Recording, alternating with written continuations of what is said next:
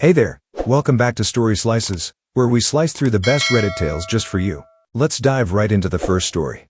The first one is the Tittle story, and it starts like this. I never thought I'd end up in a battle with my homeowner association over something as basic as wheelchair accessibility, but here we are. My name's Sarah, and this whole mess started about 8 months ago when my mom had a severe stroke. She survived, thank God, but it left her partially paralyzed on her right side and wheelchair-bound. I'm a single mom with 2 kids, Tommy, 12, and Emma, 9. After the stroke, it was clear Mom couldn't live alone anymore in her apartment, so I invited her to move in with us. I have a modest 3-bedroom house in what I thought was a nice suburban neighborhood in Tennessee. The kids were actually excited about having Grandma move in, and I was relieved to have her where I could keep an eye on her. The first sign of trouble came when I started looking into having a wheelchair ramp installed. The front of my house has 4 steps leading up to the porch, and there was no way Mom could manage those in her wheelchair. I did everything by the book, got multiple quotes from licensed contractors, selected one with great reviews and proper insurance, and submitted detailed plans to the Homeowner Association Architectural Review Committee. 2 weeks later, I got an email from Karen Mitchell, the Homeowner Association president. Just seeing her name in my inbox made my stomach sink. Karen had a reputation in the neighborhood for being, well, let's just say difficult is putting it mildly. The email was short and cold. Dear Ms. Thompson, your request for a wheelchair ramp installation has been denied. Such modifications would negatively impact neighborhood aesthetics and property values. The Homeowner Association Board suggests exploring alternative solutions. I literally had to read it twice because I couldn't believe what I was seeing. Alternative solutions? What exactly did they expect my mom to do? Learn to levitate? I immediately called Karen. Hello, Sarah, she answered in that fake sweet voice of hers. I assume you're calling about the ramp request. Yes, Karen, I don't understand how you can deny this. My mother literally cannot enter or exit the house without a ramp. Well, she said with an exaggerated sigh, perhaps you should have thought about that before inviting her to live in a house with steps. The Homeowner Association has to maintain certain standards.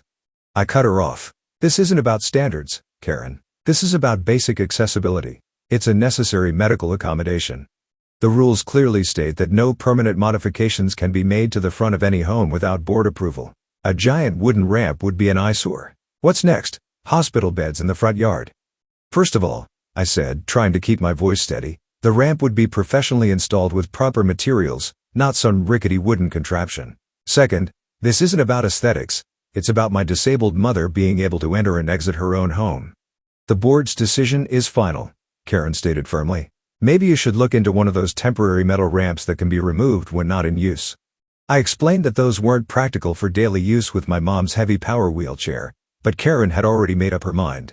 After hanging up, I sat at my kitchen table feeling completely defeated. Mom was due to be discharged from rehab in 2 weeks, and I had no way to get her into the house.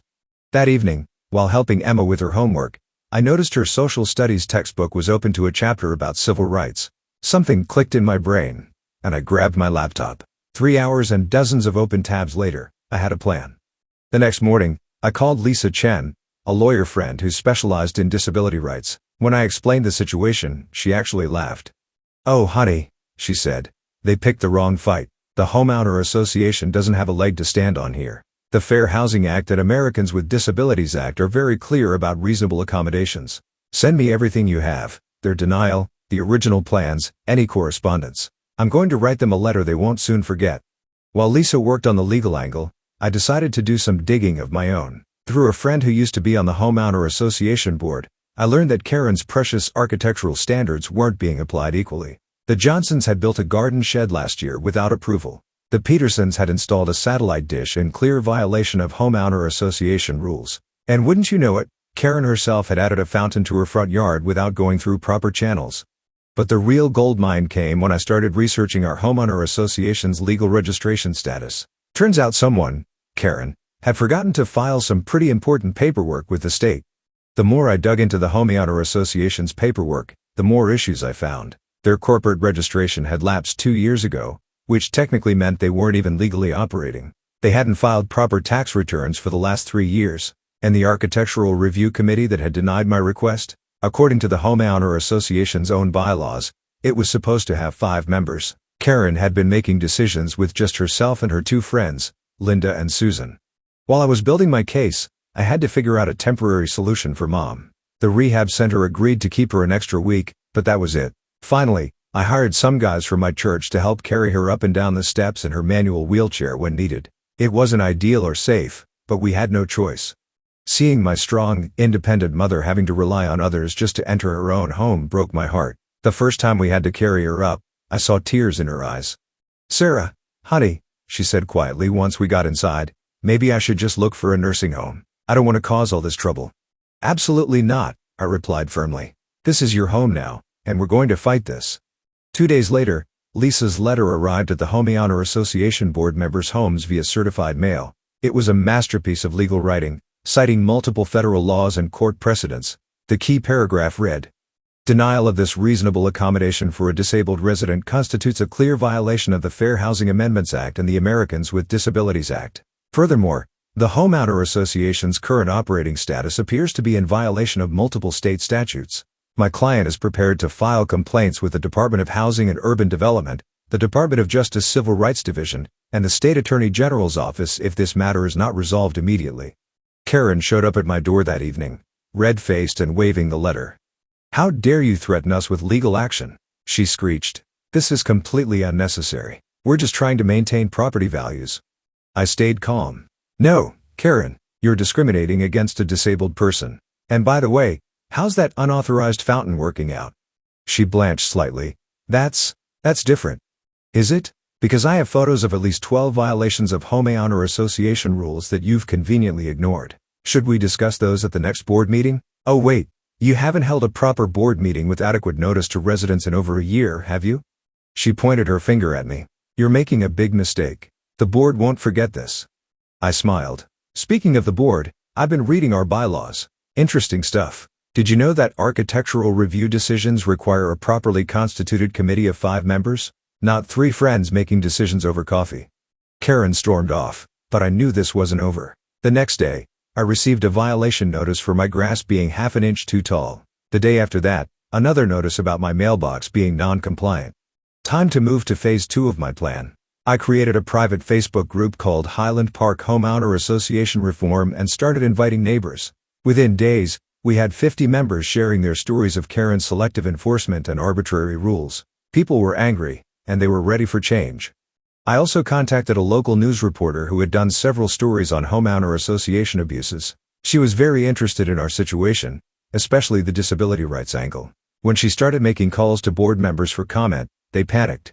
The following Monday, I received an email from the Homeowner Association's lawyer, not Karen's usual yes man, but a new attorney from a prestigious firm downtown. He requested a meeting to discuss an amicable resolution. The meeting was set for Wednesday afternoon at Lisa's office. I arrived to find Karen, her 2 sidekicks, their new lawyer, and to my surprise, 3 other board members I'd rarely seen before. They looked distinctly uncomfortable. Lisa led the discussion. "Let's cut to the chase. My client requires a wheelchair ramp to accommodate her disabled mother. Federal law requires you to approve this reasonable accommodation. Additionally, we have serious concerns about the Homeowner Association's current legal status and operations." The Homeowner Association's lawyer cleared his throat. "We've reviewed the situation and agree that the previous denial was inappropriate. We're prepared to approve the ramp installation immediately, with expedited processing." "That's a start," Lisa replied, "but we need to address the broader issues of selective enforcement and proper board operations." Karen started to protest, but their lawyer silenced her with a look. Over the next hour, we hammered out an agreement. The Homeowner Association would not only approve my ramp but also pay for its installation as compensation for the delay and discrimination. They would hold new board elections within 30 days, properly noticed to all residents, and they would hire an independent auditor to review their books and compliance status. After the meeting, one of the other board members, Dave Richardson, pulled me aside. He'd lived in the neighborhood for 20 years and looked genuinely troubled. "I had no idea things had gotten this bad," he said quietly. "We used to be a friendly community. Then Karen took over and..." He shook his head. "Thanks for standing up to them. It was long overdue." The contractors started work on the ramp the following Monday. They did a beautiful job, using materials that matched my house perfectly. It looked so professional that several neighbors actually complimented it. Even better, watching Mom roll up that ramp for the first time, smiling with dignity and independence restored, that made every bit of the fight worth it. But the story doesn't end there. The Homeowner Association reform movement I'd accidentally started took on a life of its own. At the next properly noticed community meeting, over 100 residents showed up, more than had attended in the past 5 years combined. Karen tried to control the meeting, but people weren't having it. One by one, neighbors stood up to share their stories. The Patels described how they'd been harassed about their ethnic garden plants. The Wilsons talked about being fined for having a basketball hoop in their driveway while 3 other houses had them without issue. The Rodriguez family revealed they'd been threatened with liens for Christmas decorations that were too colorful. "I've lived here for 15 years, Mrs. Rodriguez said, her voice shaking with emotion, "and I've never felt so unwelcome in my own neighborhood. This has to stop." The election results were a landslide. Karen and her friends were out, replaced by a diverse group of neighbors committed to fairness and transparency. Dave Richardson became the new president, with Mrs. Rodriguez as vice president. Their first act was to hire a professional management company to handle day-to-day operations and ensure compliance with all legal requirements. The audit revealed what many had suspected: years of financial mismanagement. Nothing criminal, but lots of sloppy bookkeeping and questionable spending. The new board implemented proper accounting procedures and actually lowered dues by eliminating unnecessary beautification projects that had mainly benefited Karen's friends' properties. 6 months later, our neighborhood has transformed. The oppressive atmosphere is gone, replaced by a genuine sense of community. We had our first ever neighborhood block party last month. Kids play freely in their yards without fear of violation notices. The community garden the Patels proposed was approved unanimously and is now thriving.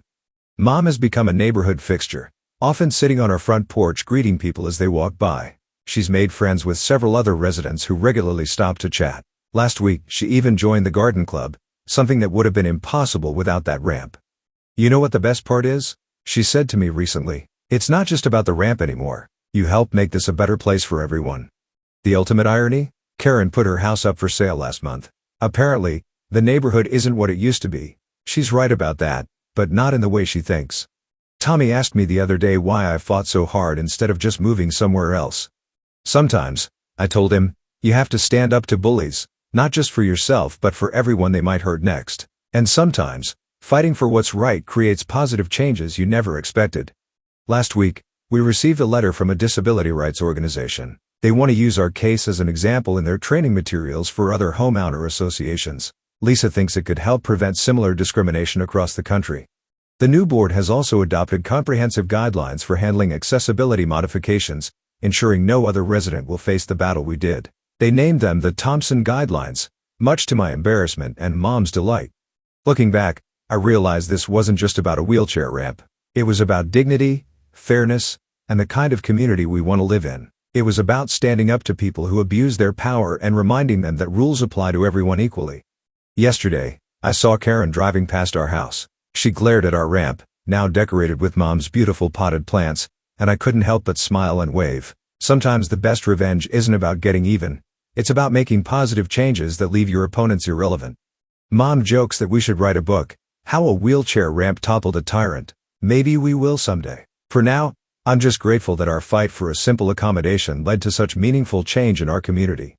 The lesson? Never underestimate the power of standing up for what's right, even when it seems like a small issue. You never know how many others are waiting for someone to take that first step, or in our case, that first roll up the ramp. Update: 1 year later. I've gotten so many messages asking for an update, so here's what's happened in the year since my original post.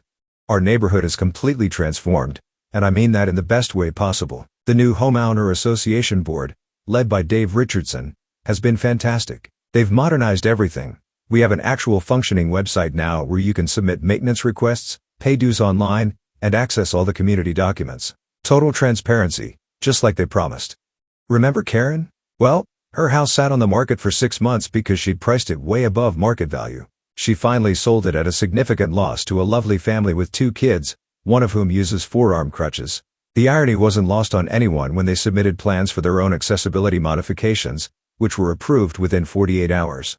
The audit of the Homeowner Association's finances revealed more issues than we initially thought. Turns out Karen and her friends had been charging their personal landscaping to the Homeowner Association account. The new board gave them the option to repay the money, around $15,000, or face legal action. They paid up within a week.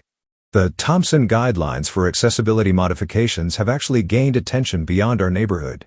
3 other homeowner associations in our area have adopted similar policies, and Lisa, my lawyer friend, has been asked to speak at several property management conferences about implementing fair housing practices. Mom is doing great. Her physical therapy has been really successful, and while she still uses the wheelchair, she's regained some mobility in her right side. She's become the unofficial welcome committee for new residents, sitting on our porch and greeting everyone who passes by. The garden club she joined? She's now the president.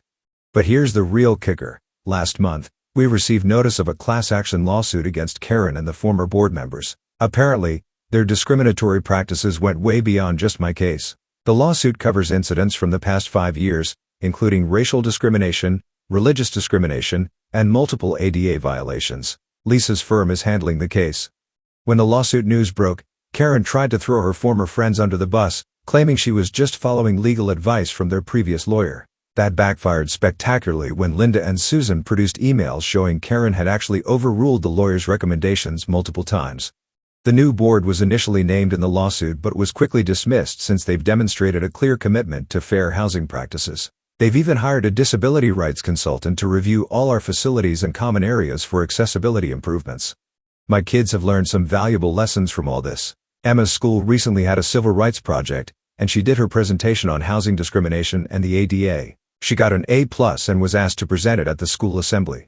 Tommy joined the student council and successfully lobbied for better accessibility at his middle school's playground.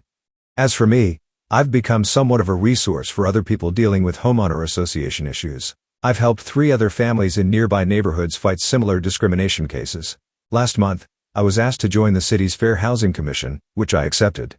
The best part? Our property values have actually gone up, not down like Karen claimed they would. Turns out, having a well-run, inclusive, and legally compliant homeowner association is attractive to buyers. Who knew? We've had some former board members try to cause trouble. Susan started a Facebook group called Take Back Highland Park, but it only got 12 members. Mostly her relatives. Their attempts to overturn the new guidelines at the annual meeting failed miserably. The vote was 156 to 14 against them. The disability rights organization that contacted us has now included our case in their training materials. They've used it to help other homeowner associations understand that fighting accessibility accommodations is not only legally wrong but also expensive and pointless. Several of their clients have reached out to thank us for paving the way, pun intended. Last week, we had our second annual neighborhood block party. The turnout was amazing. Almost every family came. The diversity of our community was on full display. Different cultures, ages, abilities, all celebrating together. Looking around at everyone enjoying themselves, I couldn't help but think about how different things were just a year ago. Mom summed it up perfectly when she said, "Sometimes it takes someone standing up to a bully to show everyone else they can stand up to." The lawsuit is still ongoing, but Karen and the former board member's insurance company is pushing for a settlement. Lisa says it's looking very favorable for the plaintiffs. Whatever happens, the message has been sent. Discrimination has consequences. As for that book Mom joked about, well, I've actually started writing it. Not just about our fight, but about how communities can work together to create positive change. Several residents are contributing their stories too. The wheelchair ramp that started all still stands proudly at our front entrance, now surrounded by Mom's award-winning flower garden. Every time I see someone using it, whether it's Mom, our new neighbor's kid with his crutches, or Mrs. Johnson with her temporary wheelchair after her knee surgery, I'm reminded that doing the right thing, even when it's hard, is always worth it. Sometimes I wonder what would have happened if I'd just given up and moved away. But then I look at our thriving, inclusive community and realize that standing your ground against discrimination doesn't just help you, it helps everyone who comes after you. The next one is entitled People's Story. I'm a 19F and this year my parents have been very pushy about me voting for their presidential candidate. I'm going to vote tomorrow or Tuesday at a polling center in my area early. The problem is I don't want to vote for the same party as them and would prefer another party. If I vote for the other party when I go alone to the polling center early, will they know? I don't want to risk getting kicked out of my living situation for who I voted for. I've been upset this entire week because of how pushy my father has been with voting for the right people and not the wrong option. The thought of my family disowning me for who I'm voting for makes me sick to my stomach. If they can somehow find out, I think I'm better off lying to them. Can anyone help me out, please? I'm desperate at this point. Could you also provide me with some resources? Thanks for reading. Edit. I appreciate all the kind words and everyone giving me information. I really needed to hear some of things you've all been saying to me. I have anxiety and have been suffering pretty much my entire life with decision making. I just want to add that I'm for sure safe. My parents don't go through my stuff cause otherwise I would have been outed a long time ago, lol.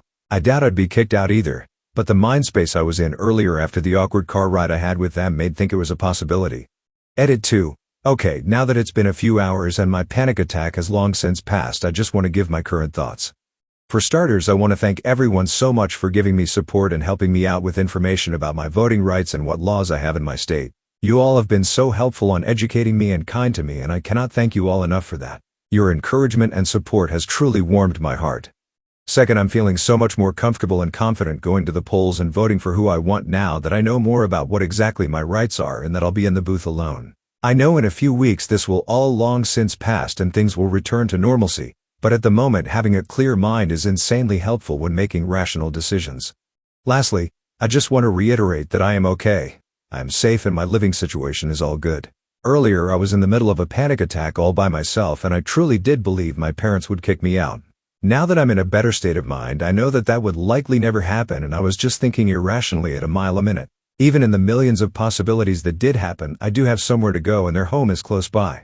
I was originally just gonna delete this post, but leaving it up for other people in a similar situation to me is definitely the way to go. Again, I want to thank you all from the bottom of my heart for helping me out in these trying times.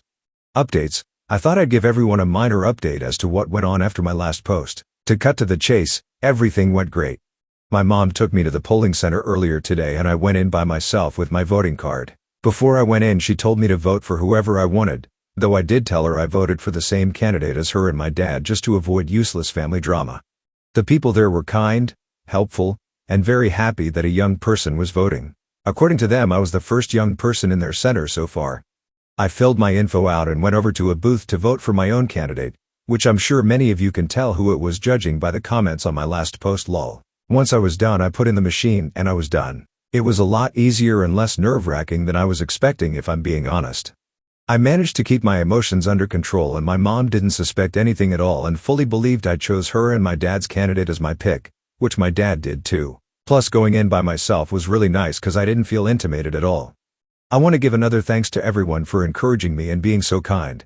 I'm really happy I was able to step out and vote cause earlier this year. I genuinely don't think I would have had the guts to do it without a push. So thanks again everyone for helping me out.